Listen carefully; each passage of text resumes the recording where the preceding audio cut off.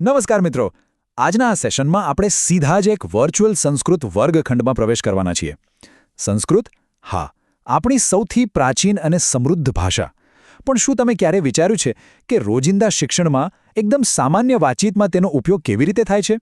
તો ચાલો આજે આપણે સંસ્કૃત શિક્ષક-વિદ્યાર્થી સંવાદને એકદમ જીવંત થતો જોઈએ. હવે દિવસની શરૂઆત કંઈક આ રીતે થાય છે. સ્ક્રીન પર જુઓ, સુપ્રભાતમ ગુરુ, એટલે કે સુપ્રભાત ગુરુજી.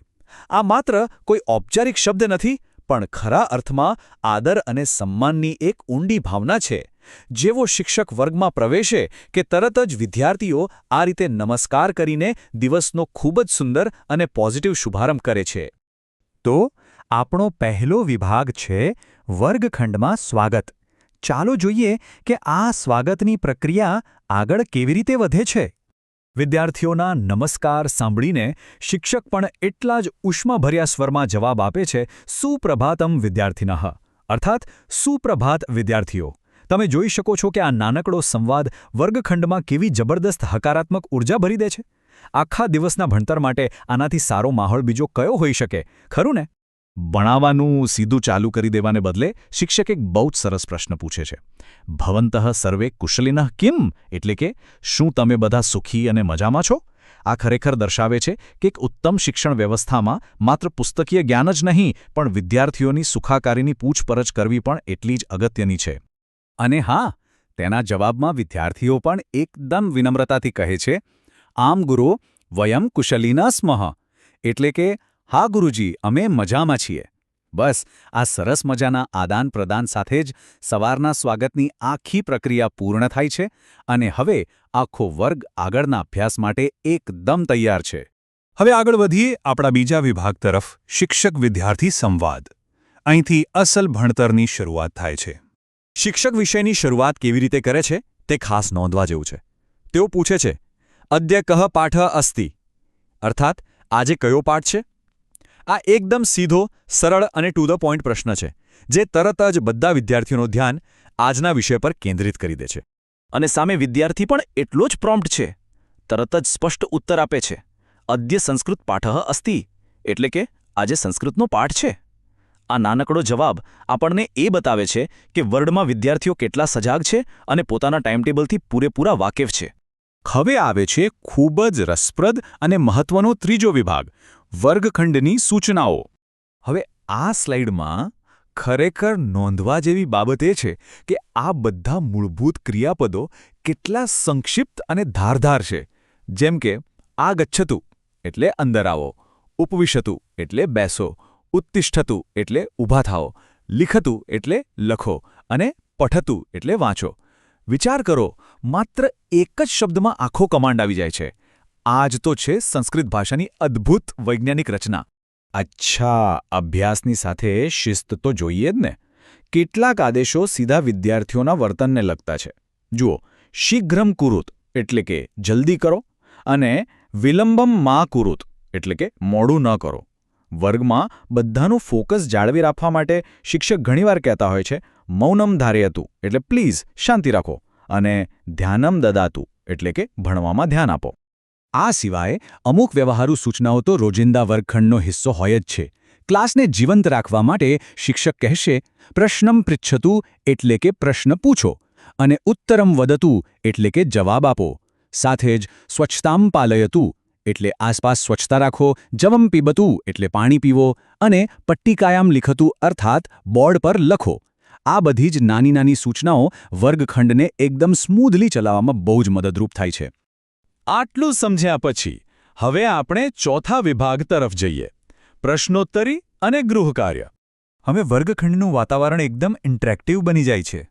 જુઓ, ડાબી બાજુ શિક્ષક એક પ્રશ્ન ફેંકે છે, કહ પ્રશ્નસ્ય ઉત્તરમ દાસ્યતિ, એટલે કે આ પ્રશ્નનો જવાબ કોણ આપશે?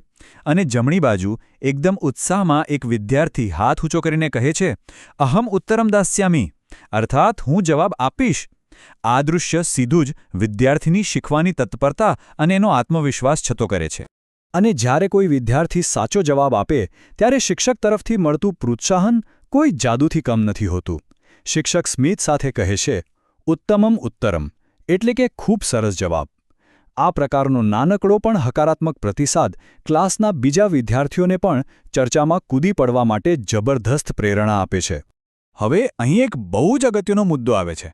માની લો કે કોઈ વસ્તુ નથી સમજાઈ તો વિદ્યાર્થી બિલકુલ સંકોચ વિના પૂછે છે. ગુરુ પુનઃ વદતુ કૃપયા. એટલે કે ગુરુજી કૃપા કરીને ફરીથી સમજાવો ને. અહીં સમજવા જેવી વાત એ છે કે સંસ્કૃત શિક્ષણ પરંપરામાં શિક્ષકને ફરીથી પૂછવું એ માત્ર નોર્મલ જ નથી, પરંતુ સાંસ્કૃતિક રીતે એને સંપૂર્ણ આદરણીય અને સ્વીકૃત માનવામાં આવે છે. કોઈ ડર નહીં, માત્ર જિજ્ઞાસા. ધીમે ધીમે હવે પાઠ તેના અંત તરફ આગળ વધી રહ્યો છે. અને હા, એ જ ક્ષણ આવી ગઈ જેણે દરેક વિદ્યાર્થી ઓળખે છે. શિક્ષક સૂચના આપે છે ગૃહકાર્યમ લેખંતુ, જેનો સીધો અર્થ છે તમારું હોમવર્ક લખી લો. આજના શીખેલા જ્ઞાનને ઘરે જઈને પાકું કરવા માટેનું આ એક અનિવાર્ય અને મહત્વનું પગલું છે. બસ ત્યારબાદ વર્ગનો સમય પૂરો થવાની જાહેરાત પણ એકદમ સ્પષ્ટ શબ્દોમાં થઈ જાય છે. શિક્ષક કહે છે, સમયઃ સમાપ્તઃ, એટલે કે સમય પૂર્ણ થયો. આ બે જ શબ્દો સાથે આજના વિષયના નિર્ધારિત સમયનો ઔપચારિક રીતે અંત આવે છે. પણ ઊભા રહો, ક્લાસ હજુ પૂરો નથી થયો. સંવાદના અંતમાં વિદ્યાર્થીઓ પોતાના ગુરુ પ્રત્યેની કૃતજ્ઞતા વ્યક્ત કરવાનું ક્યારેય ચૂકતા નથી. તેઓ બધા એકસાથે અવાજ મિલાવીને કહે છે, ધન્યવાદઃ ગુરુ, એટલે કે આભાર ગુરુજી. આભાર વ્યક્ત કરવાની આ કેટલી સુંદર પરંપરા છે.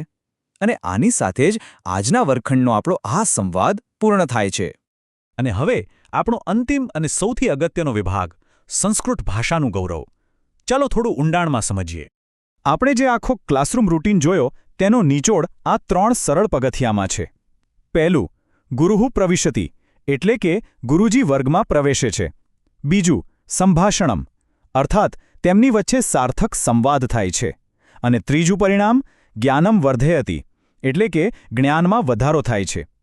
આ એકદમ નાની અને વ્યવસ્થિત ક્રિયાપ્રતિક્રિયાઓ છે, પણ એ જ તો વિદ્યાર્થીના બૌદ્ધિક વિકાસનો મજબૂત પાયો નાખે છે. હવે તમને થશે કે શાળાઓમાં સંસ્કૃત ભાષાનો પ્રયોગ શા માટે આટલો બધો જરૂરી છે? તો જવાબ એ છે કે તે માત્ર વિદ્યાર્થીઓના જ્ઞાનમાં જ વધારો નથી કરતું, પરંતુ સાથે સાથે તેમનામાં સંસ્કાર અને શિષ્ટાચારનું પણ સિંચન કરે છે. સંસ્કૃત ભાષામાં રહેલી શિસ્ત અને એની નમ્રતા, એ બંને વસ્તુઓ વિદ્યાર્થીઓના ચરિત્ર નિર્માણમાં એક ગેમ ચેન્જર સાબિત થાય છે. સંસ્કૃત એ ભારતની પ્રાચીનતમ ભાષા છે, એ તો આપણે સૌ જાણીએ જ છીએ. પણ એની સાથે આપણી ભવ્ય ભારતીય સંસ્કૃતિનું ગૌરવ પણ જોડાયેલું છે. એટલે જ આપણે તેને પ્રેમથી શીખવી જોઈએ અને રોજબરોજ બોલવી પણ જોઈએ. તો જતાં જતાં વિચારવા જેવો પ્રશ્ન એ છે કે આજે આપણે જે આ સુંદર શબ્દો અને વાક્યો જોયા, તેને આપણે આપણા પોતાના રોજિંદા જીવનમાં કેવી રીતે વણી શકીએ, જેથી આપણો આ સમૃદ્ધ વારસો માત્ર પુસ્તકોમાં નહીં પણ આપણા વ્યવહારમાં હંમેશા જીવંત રહે. બસ આ જ વિચાર સાથે આજની આપણી આ સુંદર ચર્ચા અહીં પૂરી કરીએ છીએ. ધન્યવાદ.